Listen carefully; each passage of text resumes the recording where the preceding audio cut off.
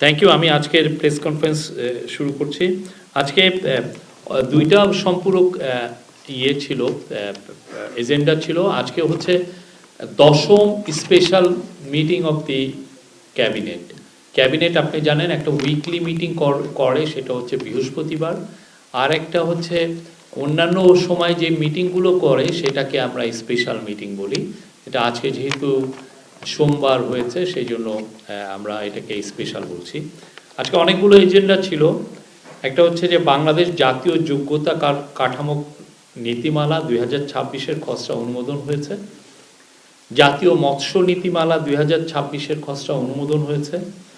তারপরে implementing agreement between Qatar arm forces and Bangladesh arm forces concerning deputation within bracket secondment of officers military personnel civilians, এটার অনুসমর্থনের প্রস্তাব অনুমোদন হয়েছে।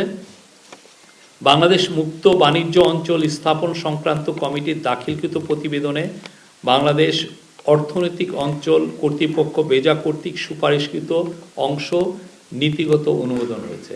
তা আমি সবগুলো একটু ব্রিফ করছি।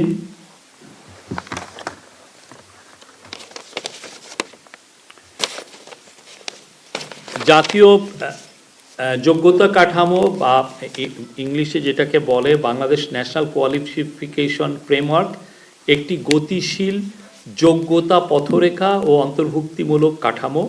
প্রস্তাবিত নীতিমালার গুরুত্বপূর্ণ লক্ষ্য ও উদ্দেশ্য হল শিক্ষার সকল ধারায় সাধারণ, কারিগরি, মাদ্রাসা শিক্ষা সকল স্তরের মধ্যে যোগ্যতার সুস্পষ্ট সংজ্ঞায়ন নিশ্চিত করা, উন্মুক্ত এবং পরিবর্তনশীল যোগ্যতা পথরেখা, পূর্ব অভিজ্ঞতার স্বীকৃতি এবং শিখন স্থানান্তরের মাধ্যমে শিক্ষার্থীদের জীবনব্যাপী শিক্ষার সুযোগ এবং নিয়োগযোগ্যতা, দ্যাট মিনস এমপ্লয়াবিলিটি বৃদ্ধি করা, নিজ প্রতিষ্ঠান, সেক্টর এবং বিভিন্ন দেশের মধ্যে কর্মীদের এক ধারা থেকে অন্য ধারার উল্লম্ব বা অনুভূমিক ভার্টিক্যাল বা হরিজন্টাল মোবিলিটি স্থানান্তর সহজতর করা, জাতীয়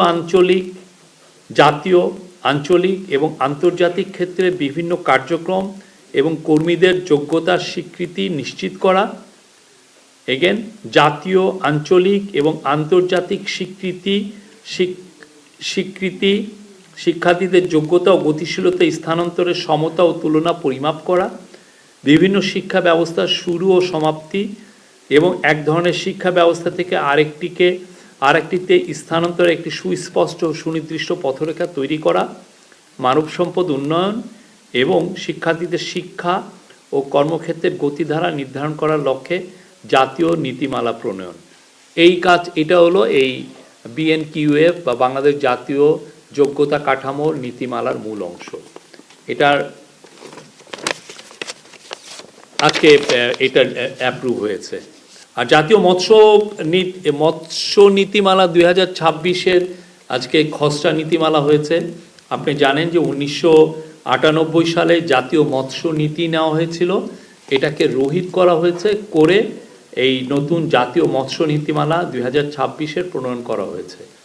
এটার মূল হলো প্রস্তাবিত খসড়া জাতীয় মৎস্য নীতিমালায় দেশের মানুষের খাদ্য ও পুষ্টি নিরাপত্তা নিশ্চিতকরণ, প্রাণীজ আমিষের চাহিদা পূরণ, কর্মসংস্থান সৃষ্টি, দারিদ্র্য বিমোচন, নারীর ক্ষমতায়ন, রপ্তানি বাণিজ্য সম্প্রসারণ এবং আর্থসামাজিক উন্নয়ন ও সুনীল অর্থনীতির বিকাশে টেকসই মৎস্য উৎপাদন সুনিশ্চিতকরণে অগ্রাধিকার প্রদান করা হয়েছে। এ লক্ষ্যে আধুনিক প্রযুক্তির ব্যবহার, মৎস্য খামার যান্ত্রিকীকরণ, মৎস্য ও মৎস্যজাত পণ্যের ভ্যালু চেইন উন্নয়ন, মূল্য সংযোজিত ভ্যালু এডেড মৎস্য ও মৎস্যজাত পণ্য উৎপাদন, মুক্ত জলাশয়ের টেকসই ও বাস্তুতান্ত্রিক ব্যবস্থাপনা এবং গভীর সমুদ্রে মৎস্য আহরণ সহ বিভিন্ন উদ্যোগ গ্রহণের উপর গুরুত্ব আরোপ করা হয়েছে। এটা আজকে ক্যাবিনেটে আলোপ হয় এবং এটাকে গ্রহণ করা হয়, অ্যাপ্রুভ করা হয়। তো এখানে আজকে আরও জানানো হয় যে বাংলাদেশের ফিশারিজ রিসোর্স সার্ভে 2023 থেকে 2024-এ একটা ফিশারিজ রিসোর্স সার্ভে করা হয়েছিল, সেটা অনুযায়ী দেশের আভ্যন্তরীণ জলাশয়ের মোট আয়তন প্রায় 47 লক্ষ হেক্টর, যার মধ্যে 8.5 লক্ষ হেক্টর বদ্ধ জলাশয় এবং 38.6 লক্ষ হেক্টর মুক্ত জলাশয়। বাংলাদেশের মিঠা পানিতে 260 প্রজাতির পাখনাযুক্ত দেশীয় মাছ, মানে পাখনাযুক্ত মানে ফিনফিশ, 260 প্রজাতির পাখনাযুক্ত দেশীয় মাছ, 12 প্রজাতির পাখনাযুক্ত বিদেশি মাছ এবং 24 প্রজাতির চিংড়ি আছে। অন্যদিকে সামুদ্রিক জলাশয়ে 475 প্রজাতির পাখনাযুক্ত মাছ, 36 প্রজাতির চিংড়ি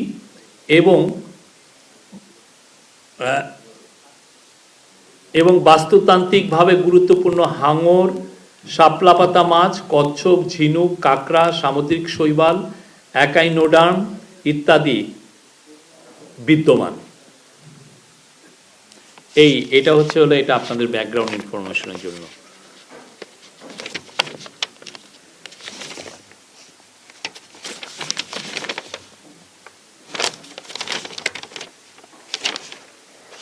এই ছিল দুইটা মূল বিষয়। আর আপনারা জানেন কাতারের সাথে আমরা আমাদের আর্ম ফোর্সেস আর কাতারের আর্ম ফোর্সের সাথে একটা চুক্তি হয়েছে, এবং এই চুক্তির ফলে যেটা হবে যে আমাদের থেকে যারা আমাদের অনেক অফিসার ওইখানে যে কাতারে যে তারা ওদের কাতার আর্ম ফোর্সে যে তারা কাজ করতে পারবেন, চাকরি করতে পারবেন। সেই জায়গাটায় প্রথমত তো আমরা আগে জানিয়েছিলাম 800-র মতো ফার্স্টে গিয়েছেন, আরও যাচ্ছেন, বা তারপরে এটা আরও সম্ভাবনা আছে এটা সংখ্যা আরও বাড়বে। কাতারের সাথে আমাদের সম্পর্ক নিবিড় হচ্ছে, আমরা তাদের অনেক বিষয় তাদের সাথে আমরা আরও সম্পর্ক আরও নতুন উচ্চতায় নিতে যাচ্ছি। আর বাংলাদেশ মুক্ত বাণিজ্য অঞ্চল স্থাপন সংক্রান্ত কমিটির দাখিলকৃত প্রতিবেদনে যেটা হয়েছে যে আমরা একটা ফ্রি ট্রেড জোন করতে যাচ্ছি, যেটা আশিক চৌধুরী বলেছেন। আমিও আমাদের একটা গত ক্যাবিনেট এই সংক্রান্ত একটা মিটিংয়ের আপনাদেরকে আমরা জানিয়েছিলাম যে একটা ফ্রি ট্রেড জোন হয়েছে বাংলাদেশে। এই কনসেপ্টটা খুবই নতুন।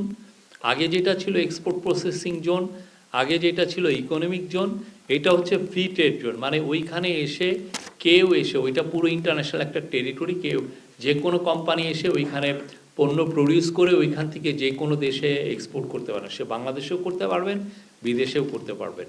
এই ফ্রি ট্রেড জোনের জন্য কর্ণফুলী নদীর তীরে প্রায় 650 একর জমি দেখা হয়েছে। এটা হলো বাংলাদেশ পাওয়ার ডেভেলপমেন্ট বোর্ডের জমি। এই জমিটা ফ্রি ট্রেড জোনের জন্য ইউজ করতে হবে, এবং এটার একটা ডিসিশন হয়েছিল।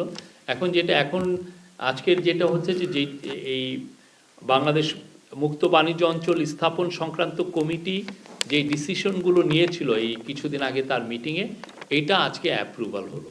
এবং এখানে মেজর যেগুলো ছিল যে এইটা ফ্রি ট্রেড জোন করতে হলে প্রায় 10টা ল এবং নীতিমালা চেঞ্জ করতে হবে। সেই বিষয়ে আজকে মিটিংয়ে জানানো হয়। আমি আপনাদেরকে এই 10টার নাম বলছি।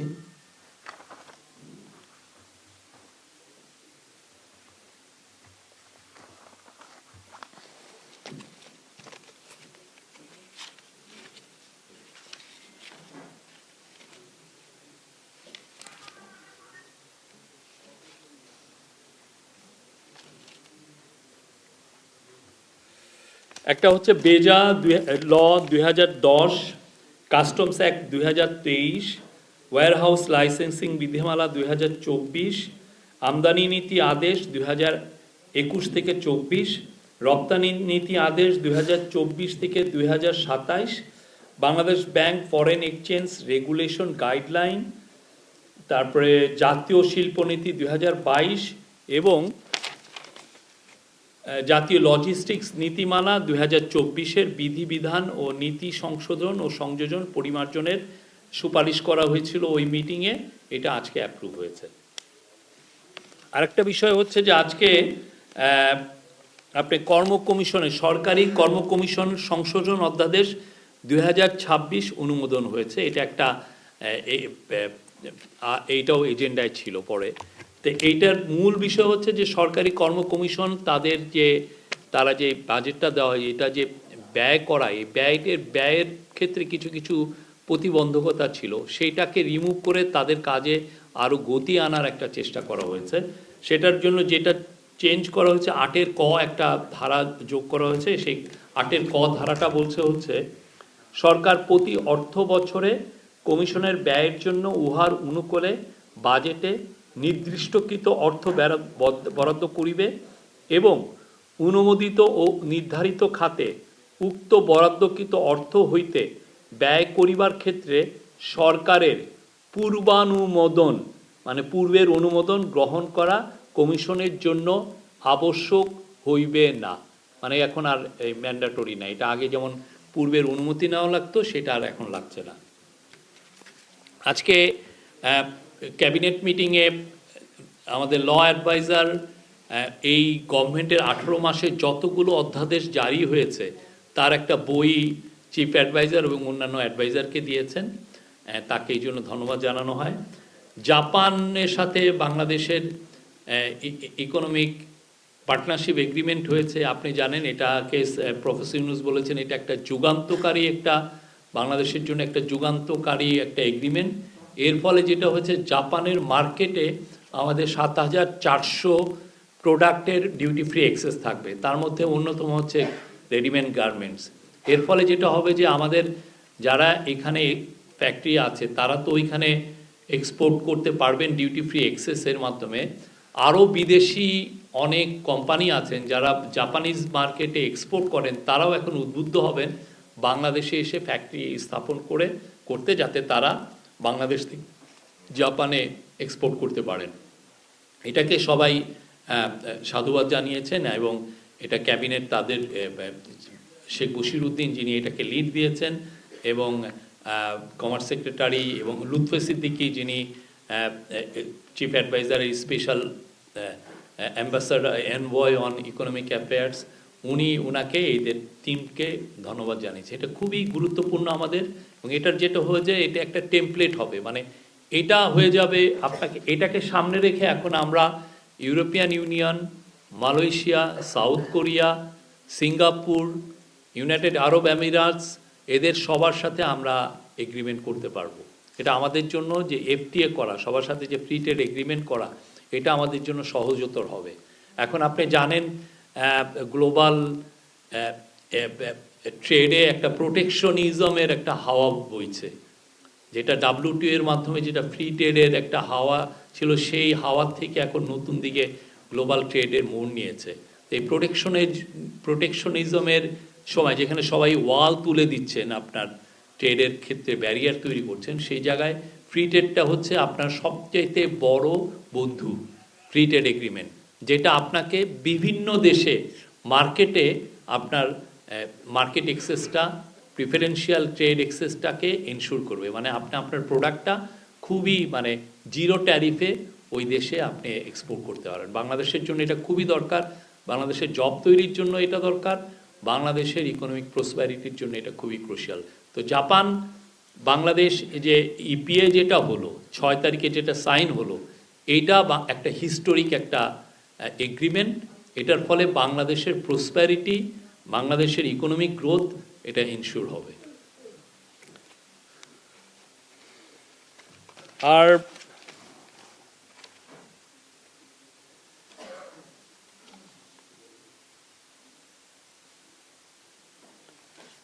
আরেকটা হচ্ছে যে আজকে সকালে চিফ অ্যাডভাইজার সচিবদের সাথে একটি গেট টুগেদার হয়েছিল, তাদের সাথে মূলত তাদের সাথে উনি ছবি তুলেছেন এবং একটা স্পিচ দিয়েছেন। সেই স্পিচটা রেস্ট্রিক্টেড ছিল, তারপরেও আমি মেন যে কয়েকটা পয়েন্ট ছিল সেগুলো আমরা বলছি। সেখানে সব সচিবের সিনিয়র সচিব, এমনি সচিবগণ সবাই ছিলেন সেখানে, প্রায় 70 জনের মতো। তো উনি নির্বাচনের বিষয়ে বলেছেন, উনি আগে নির্বাচনগুলো কিভাবে হতো সেগুলো বলেছেন, যে এগুলো নির্বাচন না, এক ধরনের মোকারি হতো, পুরো সবগুলোই ফেক ইলেকশন। উনি বলেছেন যে এবারের নির্বাচন সুষ্ঠু এবং শান্তিপূর্ণ হবে, এবং উনি বলেছেন যে আমরা নির্বাচনের আর মাত্র 2 দিন বাকি, আমরা অলমোস্ট আমরা আমাদের লক্ষ্যে পৌঁছেছি। উনি বলেছেন নির্বাচন রাজনৈতিক কাঠামোর মধ্যে একটা অভূতপূর্ব চেঞ্জ নিয়ে আসবে, নির্বাচন এবং রেফারেন্ডাম। উনি বলেছেন এই প্রথমবারের মতো আমাদের প্রবাসী ভাই বোনরা পলিটিক্যাল প্রসেসের সাথে ইনক্লুডেড হলেন। তারা যে বাংলাদেশের পলিটিক্সে বাংলাদেশের বিভিন্ন যখন আপরাইজিংয়ে তাদের যে রোলটা সেটাকে এখন সমুন্নত হলো এবং তারা এখন থেকে দেশের অনেক বিষয়ে তারা আরও বলিষ্ঠ ভূমিকা রাখতে পারবেন। উনি বলেন যে এইবারের ইলেকশনে টেকনোলজির যথেষ্ট ব্যবহার হচ্ছে, যেটা ইলেকশনটা সবার জন্য আরও ইজিয়ার হচ্ছে। আপনি কিভাবে ভোট দিবেন সেটার উপর অ্যাপ করা হয়েছে। আপনি কিভাবে ইলেকশন যেগুলো 43,000 যে ভোট কেন্দ্র আছে সেগুলোর সিকিউরিটি কিভাবে মনিটর করবেন সেজন্য নির্বাচন অ্যাপ করা হয়েছে, নির্বাচন বন্ধু অ্যাপ করা হয়েছে। আপনি বডি ক্যামেরা দেওয়া হয়েছে 25,700 মতো, সবগুলোতে সিসিটিভি দেওয়া হচ্ছে। ফলে আমরা উনি আশা করছেন যে এইবারে নির্বাচন মানে অন্যান্য যে কোনো বারের নির্বাচনের চেয়ে ভালো হবে। আর উনি বলেছেন যে নানা দেশ থেকে প্রচুর অবজারভার আসছে, এটা একটা রিফ্লেকশন যে তারা এই বাংলাদেশের যে ডেমোক্রেসির উপরে আস্থা তাদের ফিরে এসছে, এবং এটা আরও রিফ্লেকশন যে তারা বাংলাদেশের এই নির্বাচনকে খুবই সিরিয়াসলি নিয়েছে। আপনারা জানেন আগের যে 3টা শেখ হাসিনার সময় ইলেকশন হয়েছিল সেগুলোর কোনো লেজিটিমেসি ছিল না, সেই সময় সেরকম কোনো নাম করা ইলেকশন অবজারভারও আসেননি।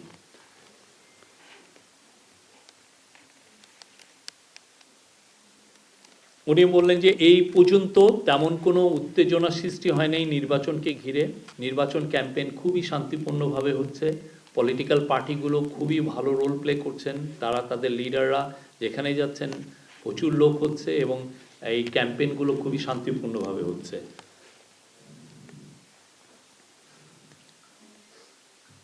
উনি সেক্রেটারিদেরকে ধন্যবাদ জানিয়েছেন, তাদের এই গত 18 মাসে তারা যেই জব পারফর্ম করেছেন, প্লাস এই যে এত মানে আপনারা দেখেছেন যে 130টার মতো অধ্যাদেশ হয়েছে, সেগুলোর ক্ষেত্রে তাদের যে ভূমিকা, তারা খুব ফুললি কোঅপারেট করেছেন, তারা কাজগুলোকে এক্সপেডাইট করেছেন, সেই জন্য উনি তাদেরকে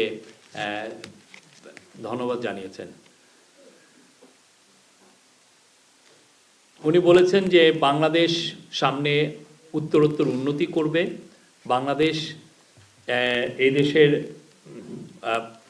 সারা বিশ্বের থেকে ইনভেস্টররা এসে এদেশের ফ্যাক্টরি স্থাপন করবে, বাংলাদেশের ইয়াং পিপলরা আরও অনেক কর্মসংস্থান হবে। কারণ উনি মনে করেন যে তরুণ প্রজন্মের বিরাট আকর বা ভাণ্ড হলো বাংলাদেশ,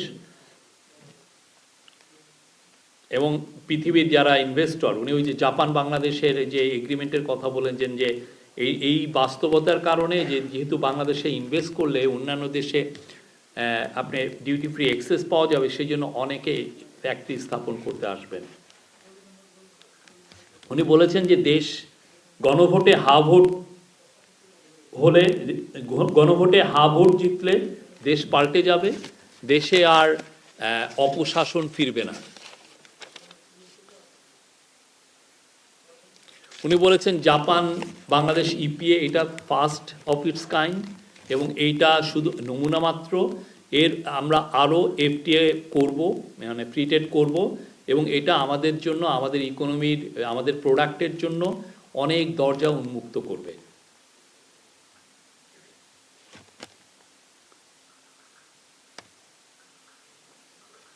আর আবার গণভোটে হা ভোট জিতলে উনি বললেন যে বাংলাদেশের ভবিষ্যৎ সুন্দরভাবে নির্মিত হবে। এরপরে ক্যাবিনেট সেক্রেটারি সেখানে প্রিজাইড ওভার করেন মিটিং, এরপরে সেক্রেটারিদের সাথে চিফ অ্যাডভাইজার ছবি তুলেন। এই ছিল আজকের দিনের কর্মসূচি। Any question?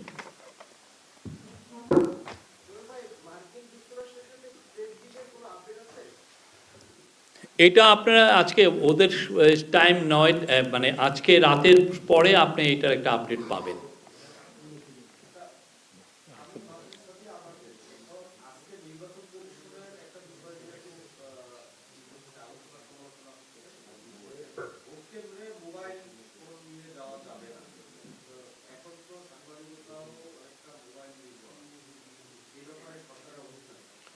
এটা পুরোপুরি ইলেকশন কমিশনের একটা ডিসিশন, এবং আমি আপনাদের অনুরোধ করব তাদেরকে আপনারা এই কোশ্চেনটা করবেন, এটা তারা কেন নিয়েছেন। হ্যালো, আমি শাওন বলছিলাম। তো আপনাদের আসলে 18 মাসের জার্নিতে অবশ্যই আপনাদের অ্যাপ্রিশিয়েট করি, আপনাদের যেভাবে আপনাদেরকে আপনারা এফিশিয়েন্সি দেখিয়েছেন এবং আমাদের সাথে কোঅপারেশনটা করেছেন। তো বিশেষ করে আপনাকে ফয়েজ আহমেদ, আজাদ ভাই, সবাইকে ধন্যবাদ। আমি যে কোশ্চেনটা করতে যাচ্ছি, 18 মাসে আপনাদের সাফল্য এবং ব্যর্থতা এটা কি আপনারা বুঝতে এটা পেরেছেন? কি প্রেস উইং এর সাফল্য নাকি? না, আমি পুরো গভর্নমেন্টে আমি তো এটা এই এমন কোন কাজ যেটা করতে চেয়েছিলেন করতে পারেননি, মানে একটা ইচ্ছের জায়গা সেটা, মানে এটা নিয়ে আমি তো আপনাকে 2 ঘন্টা বলতে পারবো। আপনি আমাকে একটা পডকাস্টে ডাকেন, হ্যাঁ, আমি আপনাকে এটা 2 ঘন্টা তবে আমি মোটা দাগে যেটা বলবো, দেশে একটা পিস অ্যান্ড স্ট্যাবিলিটি ফিরিয়ে আনা হয়েছে। যে ভয়ানক ক্রাইম করেছিলেন আগের স্বৈরাচার, তার জন্য বিচার করা হয়েছে, স্বৈরাচার এবং তার দোসররা, সেইগুলোর জন্য বিচার করা হয়েছে। দেশকে একটা ভালো ইলেকশনের দ্বার প্রান্তে নিয়ে আসা হয়েছে এবং আমরা আশা করি দেশের ইতিহাসের one of the best election হবে। দেশের আমরা একটা বলিষ্ঠ ফরেন পলিসি পেয়েছি, দেশের একটা কালচারাল রেনেসা হয়েছে, একটা ভঙ্গুর ইকোনমি, এইরকম ভঙ্গুর ইকোনমি যেটা সত্যিকার অর্থে পুরো রিপোর্টটা আপনাদের কাছে আসেনি, সেই ইকোনমিকে আবার তাজা করে আবার গ্রোথের পথে ফিরিয়ে নেওয়া হয়েছে। এখন নতুন করে আবার এটা প্ল্যাটফর্মটা তৈরি হয়েছে এবং আপনি দেখবেন যে সামনে এটার উত্তরোত্তর গ্রোথ হবে। ইউএসএ এবং জাপানের সাথে আপনারা দেখেছেন যে আমরা কি ব্রিলিয়ান্ট নেগোসিয়েশন হয়েছে এবং আমাদের এতে স্বার্থটা সংরক্ষিত হয়েছে। আর বাংলাদেশের প্রত্যেকটা সেক্টরে, আপনি যদি প্রত্যেকটা সেক্টর ধরেন, প্রত্যেকটা সেক্টরে নতুনত্ব এসছে, নতুন কিছু রিফর্ম এসেছে যাতে করে মানুষ ন্যায় বিচার পায়, যাতে করে দেশের মানুষের অধিকার সংরক্ষিত হয় এবং দেশের ইকোনমি তার গ্রোথের ইয়েতে ফিরে আসে। মানে আগের মতো যাতে কোনোভাবেই লুটেরা এসে আপনার ব্যাংকের টাকা লুট না করতে পারে, আপনার 3 বছর ওয়েট করতে না হয় যায় যে 1 টাকা ব্যাংকের থেকে উঠানোর জন্য। আর জুডিশিয়ারিতে আমি বলবো যে আপনি দেখলেন হাইকোর্টের জাজ কীভাবে অ্যাপয়েন্টমেন্ট, তার জন্য নীতিমালা হয়েছে। জুডিশিয়ারকে আপনি দেখেন সুপ্রিম কোর্ট আলাদা সেক্রেটারিয়েট করা হয়েছে। সুপ্রিম কোর্টের সেক্রেটারিয়েট হওয়ার কারণে সুপ্রিম কোর্টের অধিকার ইস্ট্যাবলিশ হয়েছে লোয়ার কোর্টের উপরে। ফলে একটা পলিটিক্যাল পার্টি এসে যে তার ইনফ্লুয়েন্স বিস্তার করবে জুডিশিয়ারিতে, এটা অলমোস্ট ইম্পসিবল হয়ে গেছে। ফলে কি এটা করার মানে হচ্ছে আপনার স্বার্থকে, আপনার রাইটসটাকে সংরক্ষিত করা। দেশের গুম বন্ধ হয়ে গেছে, একটা গুমও হয়নি।